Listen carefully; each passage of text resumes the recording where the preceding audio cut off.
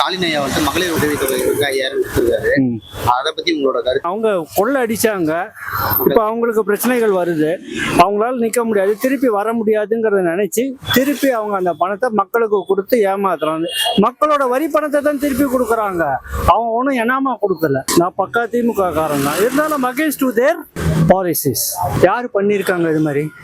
கலைஞர் இருந்தாரு, அவர் ஆட்சி ஆண்டாரு, கரெக்டா பண்ணினாரு எல்லாத்தையும்.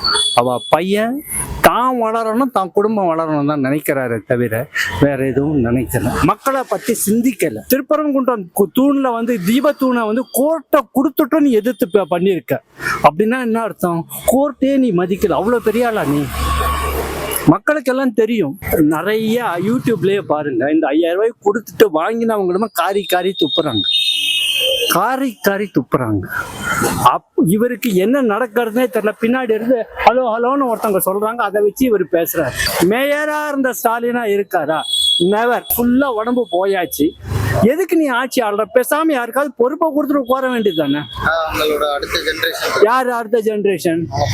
பையன் என்னத்த பண்ண போறான்? அவன் பேசுறத துப்பு இல்லாம பேசிட்டு இருக்கான் உதயநிதி. அவன்லாம் ஒரு மனுஷன். என்ன தெரியும் அரசியல்? சினிமால ஆட்டம் ஆடினா அப்படியே வந்து குடும்பத்தோட குடும்ப அரசியல் பண்ண முடியுமா? என்னத்த கழிச்சு 5 வருஷத்துல ஒன்னும் முடிங்கிடல. நீட்டுன்னு சொன்னீங்க. ஏன் நீட்டை எதிர்க்கிறீங்க? உங்க ஆட்கள் தான் எம்எல்ஏவும் மினிஸ்டரும் தான் நீட்டு வந்து மெடிக்கல் காலேஜ் வச்சுட்டு இருக்காங்க.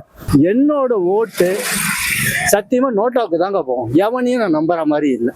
நான் ஒரே ஒரு கேள்வி கேட்கிறேன், காங்கிரஸ் கேட்கறதுல என்ன தப்பு? நீ மட்டும் சென்ட்ரல் கவர்மெண்ட்ல உங்க அப்பா இருந்த காலத்துல நீ மட்டும் அங்க ஆட்சியில பதவியில பங்கு கேட்ட.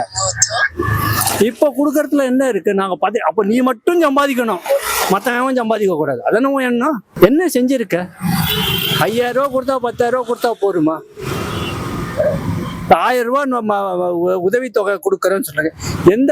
என் ஊருக்கு வாங்க, நான் இங்க வந்து வேலைக்காக தாங்க வந்தேன். என் ஊருக்கு வாங்க. கஷ்டப்படுற லேடிஸ்க்கு எத்தனையோ பேருக்கு கொடுக்கல. கட்சிக்காரனுக்கு தெரியாமலாம் இது நடக்காதுங்க.